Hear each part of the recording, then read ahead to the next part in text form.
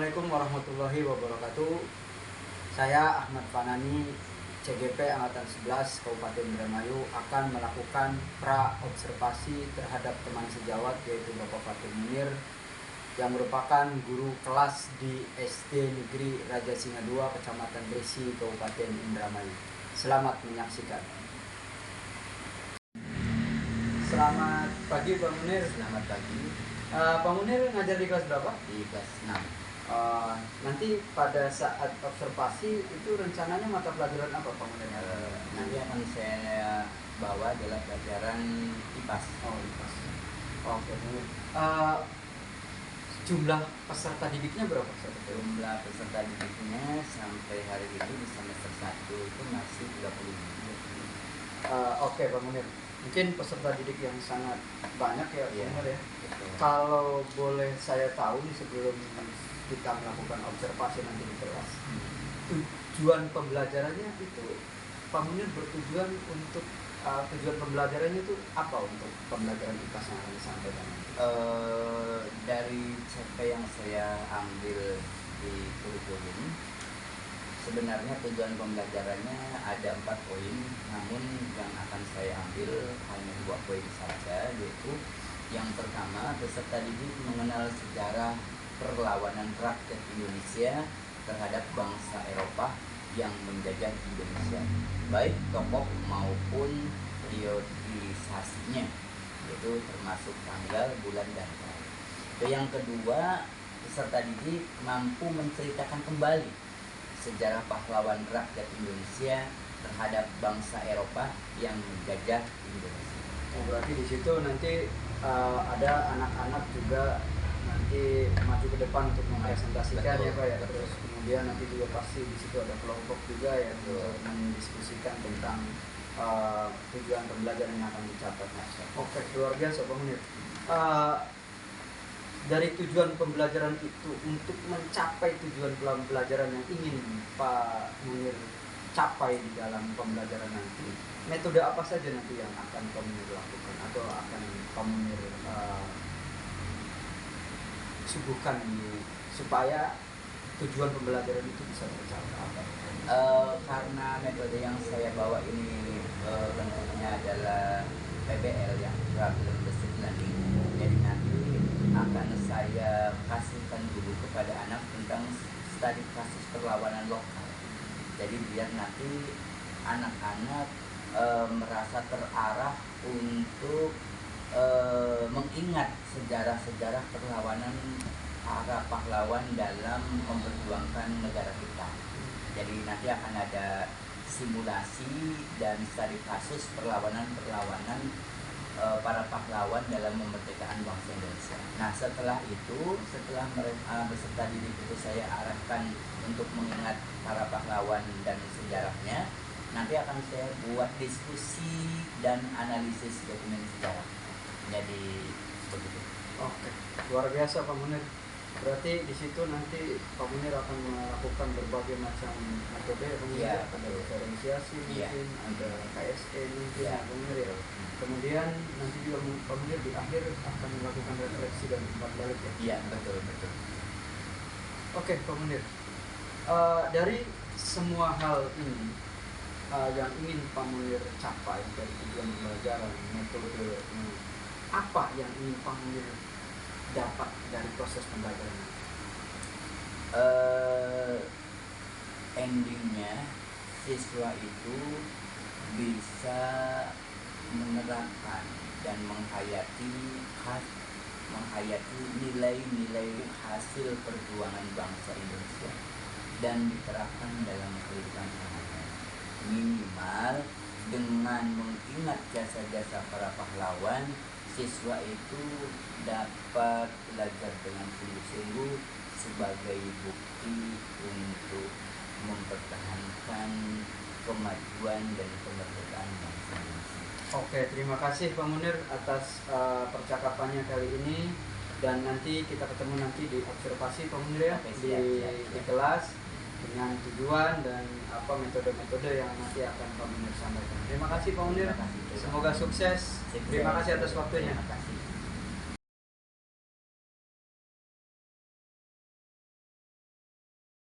Assalamualaikum warahmatullahi wabarakatuh.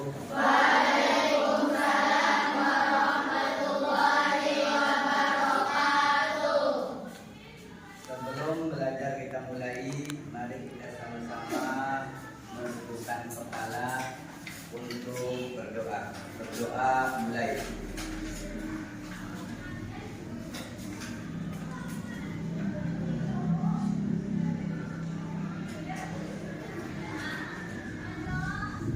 Berdoa selesai. Saya ucapkan terima kasih. Untuk pelajaran hari ini kita melanjutkan pelajaran yang kemarin, yaitu pelajaran ilmu pengetahuan alam dan sosial, atau yang sering kita akrab dengan bahasa IPAS atau pelajaran IPAS. Untuk hari ini siapa yang tidak hadir?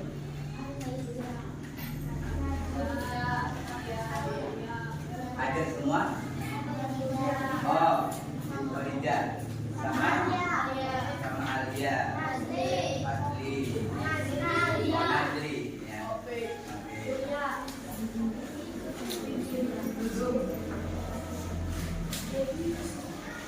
Selain itu hadir semua ya?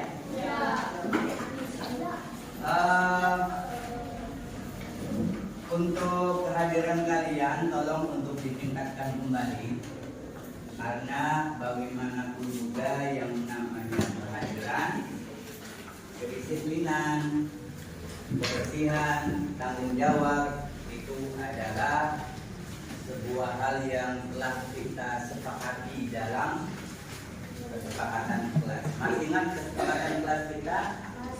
Menjaga kebersihan, disiplin, bertanggung jawab, ya.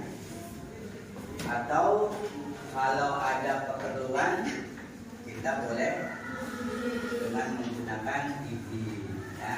Oke, terima kasih.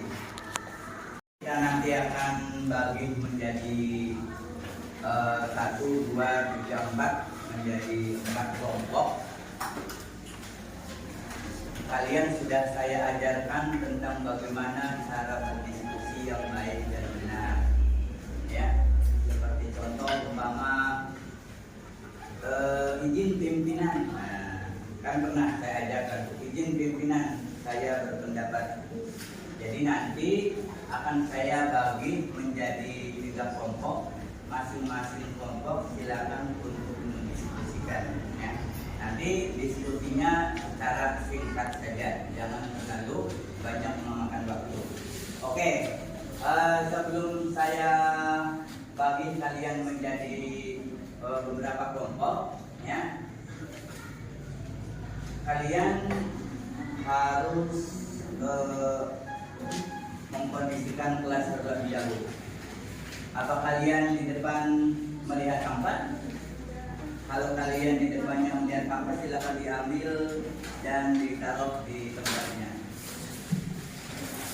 Ya. Silakan barisan paling depan untuk menghadap ke belakang. Kelompok ini saja. 1, 2, yang depannya diputar, ini diputar ke belakang, ini diputar ke belakang, ini diputar ke belakang, ini diputar ke belakang. Yang depan saja.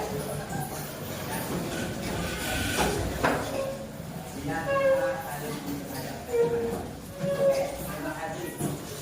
Langsung saya tentukan saja, ya. Untuk kelompok 1, ya, ketuanya ini, dan yang belakang diam aja, dengarin aja. Untuk kelompok ini, untuk kelompok ini ketuanya ini, untuk kelompok yang ini ketuanya ini, ya. Oke. Yang paling belakang dengarkan saja, ya. Oke, silakan saya kasih waktu 5 menit, ya. Silakan untuk dibaca. Ini namanya Perang Padri Perjuangan Tuanku Imam Bonjol, ya. Perang Padri sudah betul semua, ya. Perang Padri Perjuangan Tuanku Imam Bonjol. Ya, di sini menceritakan tentang bagaimana perjuangan Imam Bonjol dalam mempertahankan kemerdekaan di wilayahnya, ya, wilayah kekuasaannya, yaitu wilayah kekuasaan yang dimiliki oleh Imam Bonjol akan direbut oleh Belanda, yaitu daerah Minangkabau. Itu yang kalian harus ingat. Jadi wilayah yang direbutkan oleh orang Belanda yaitu wilayah Minangkabau. Ya, perang ini terjadi pada tahun 1825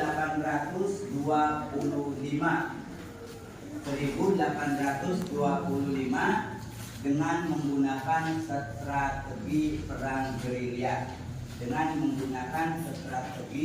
perang gerilya. Nah, karena sambil didengarkan, sambil diringkas juga boleh di bukunya. Karena pasukan Imam Bonjol banyak dan menguasai perang gerilya, pikiran utamanya saja atau pokok-pokoknya saja. Ya, stop di sini, di depan. Siap. Nah, nanti setelah ini persiapan, Nanti setelah ini persiapan untuk kelompok 2 yang diwakili oleh Asla, ya. Yang Banten suaranya. Nah, untuk beberapa hari itu namanya gencatan senjata, karena merasa orang Belanda belum kalah. Cuma karena perang gerilya untuk sementara ini dimenangkan oleh pasukan Imam Bonjol dengan gerilyanya, dengan strategi gerilya itu, sehingga pasukan Belanda ingin mengadakan gencatan senjata. Nah, gencatan senjata ini dengan jumlah pasukan Belanda yang meningkat pesat pada terjadi pertempuran hebat di daerah Agam pada tahun 1833. Dalam pertemuan tersebut Tuanku Imam Bonjol berhasil ditangkap. Nah, setelah gencatan senjata selesai, orang Belanda itu mengumpulkan beberapa pasukan yang banyak untuk melanjutkan perang yang kedua kalinya. Perang yang pertama kalah orang Belanda sehingga ingin berhenti sejenak. Perang yang kedua dilaksanakan pada 1833 di daerah Agam, sehingga Imam Bonjol berhasil ditangkap. Ya, Kapan? Pada tanggal 25 Oktober 1837. Ya, pada 25 Oktober 1830.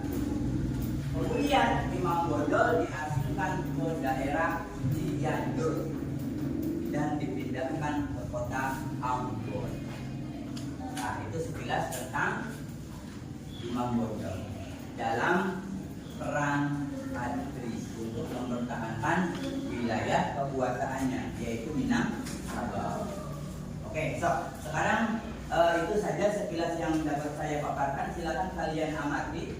Setelah kalian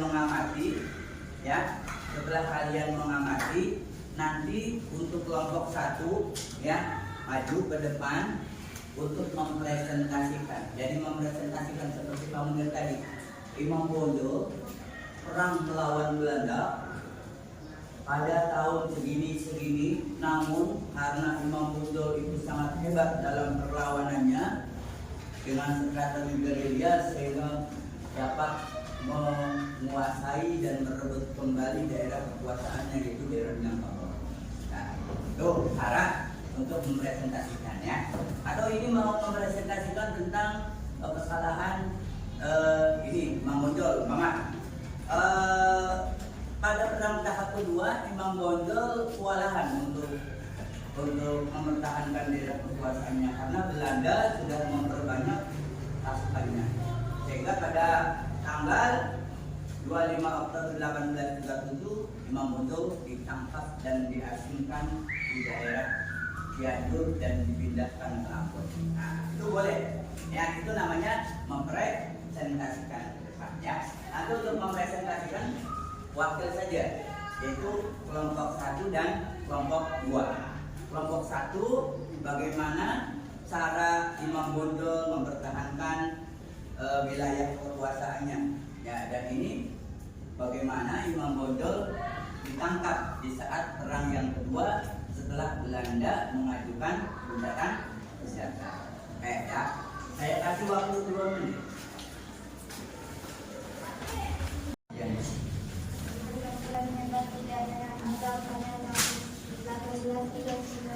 Dalam pertemuan tersebut, Imam Bonjol dan pada tanggal 25 Oktober 1830 kemudian Tuan Imam Bonjol diasingkan ke Cianjur, dipindahkan ke Ambon dan dipindahkan ke Masjid.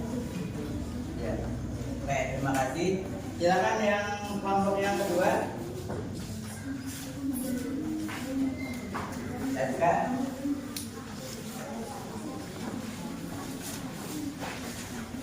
Ya. Ya.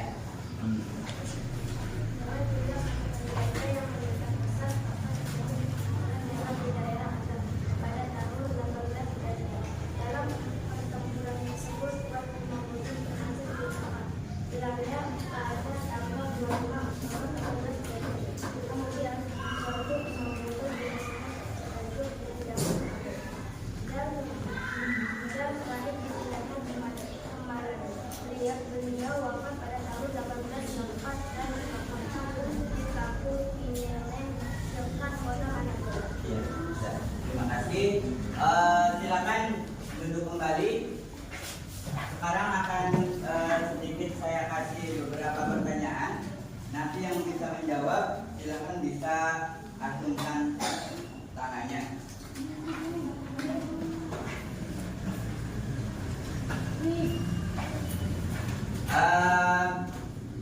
Yang bisa acung ya. Perang Padri ini adalah sebuah perjuangan Tuanku Imam Bonjol dalam mempertahankan kekuasaan. Yang saya tanyakan, istilah Padri itu apa? Istilah Padri. Yuk. Istilah Padri itu apa?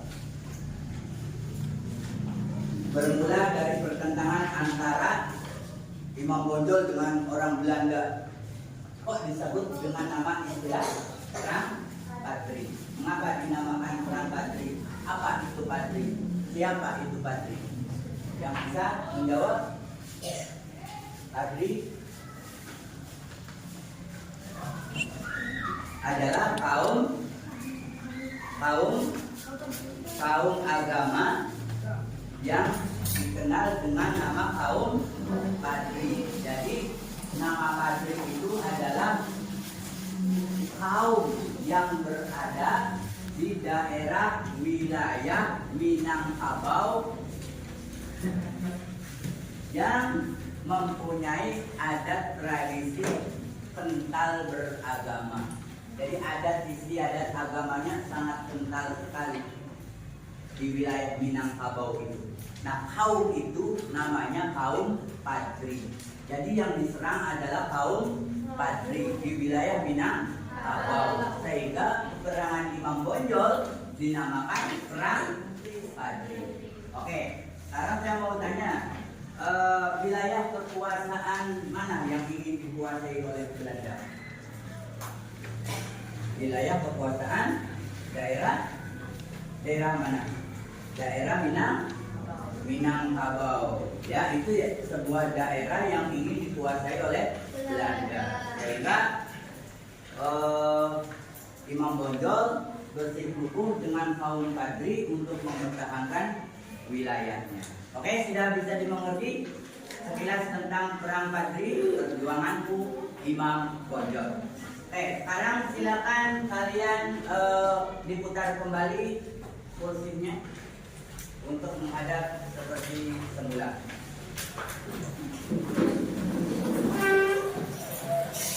Geraknya stop. Tuh dua gerakan semua.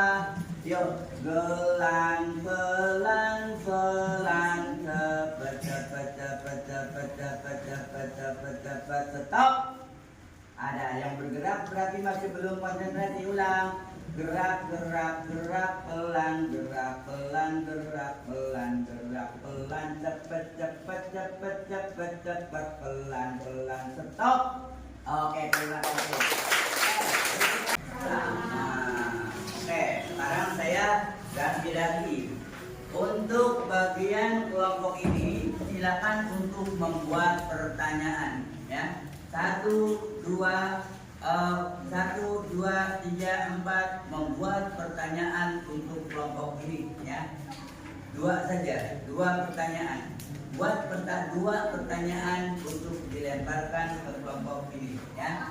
Begitu juga kelompok ini, silakan untuk membuat 2 pertanyaan yang dilemparkan ke kelompok ini, dan kelompok ini juga harus bisa menjawab. Oke, silakan berembuk Ena. Nah, berembuk diputar 2 saja, yang diputar 2 saja. Enak diputar ke belakang, ini juga diputar ke belakang. Silakan membuat pertanyaan. Ya, membuat pertanyaan. Ini 2 pertanyaan.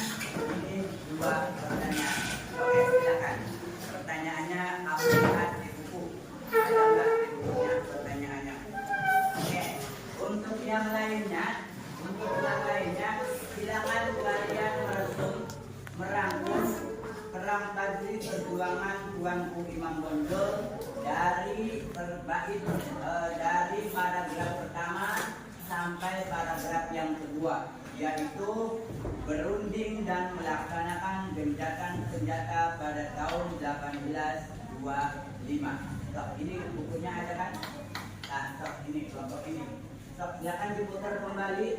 Silakan untuk diresum dan dibuat rangkuman dari perang yang terjadi di tanah Minangkabau, Sumatera Barat, sampai Belanda meminta untuk berunding dan melakukan gencatan senjata di tahun 1825. So, dibuat resum ini bukunya. Silakan diringkas ya. Di resum itu namanya diringkas. Kalau meringkas itu cari yang pokok-pokoknya saja. Jangan disalin, jangan ditulis semua. Itu namanya menyalin kalau ditulis semua.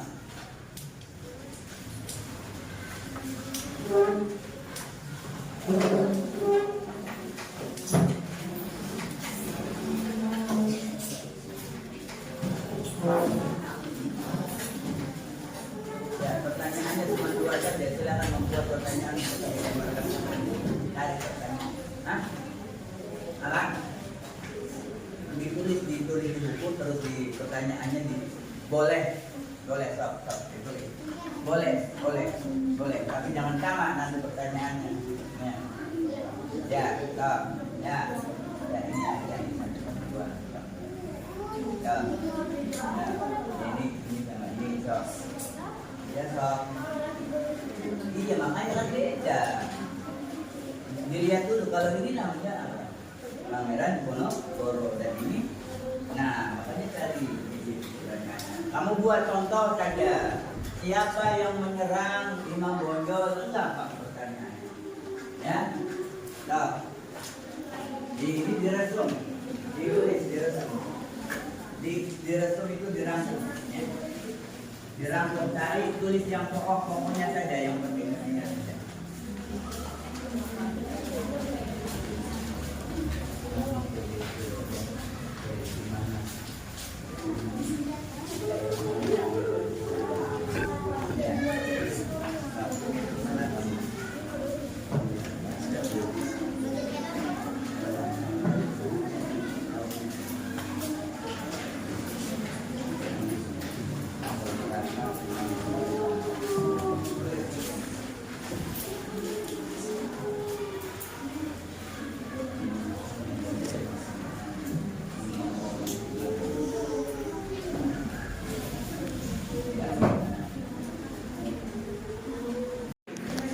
Berdiri dulu seperti untuk kelompok 2 di situ aja. Kelompok 2 siap untuk diperhatikan pertanyaan dari kelompok 1. Suaranya yang banter, ya. Yang banter, suaranya yang banter. Daerah mana yang ingin menyerang pasukan Belanda? Mungkin lebih tepatnya bukan daerah dikuasai oleh Belanda. Daerah mana yang ingin dikuasai Belanda? Untuk kelompok 2 silakan untuk dipersiapkan jawabannya, daerah mana yang ingin dikuasai oleh, ya ditulis dulu biar nanti saat ditanya bisa langsung dijawab. Silakan ditulis ulang pertanyaannya untuk kelompok 1. Bagian kelompok 3 dan 4 silakan untuk dirangkum saja, ya, dirangkum, ya, Pak. Ya, yang namanya merangkum itu yang penting-pentingnya saja, ya. Jangan banyak-banyak. Kalau banyak itu namanya bukan meresum, tapi namanya menyalin.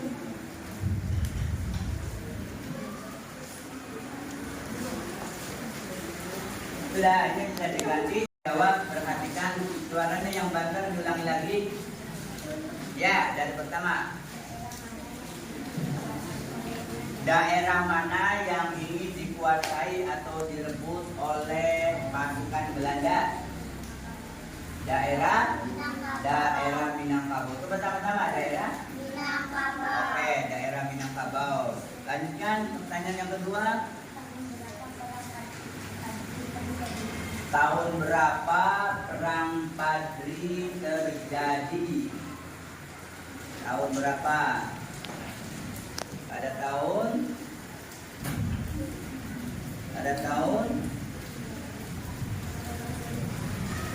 berapa Perang Padri terjadi? Pada tahun 18.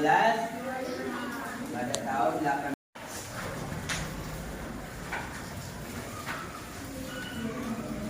Saya ucapkan terima kasih kepada teman-teman semua, adik-adik semua yang telah mengikuti acara pelajaran hari ini. Apa pelajarannya hari ini? Pelajarannya hebat.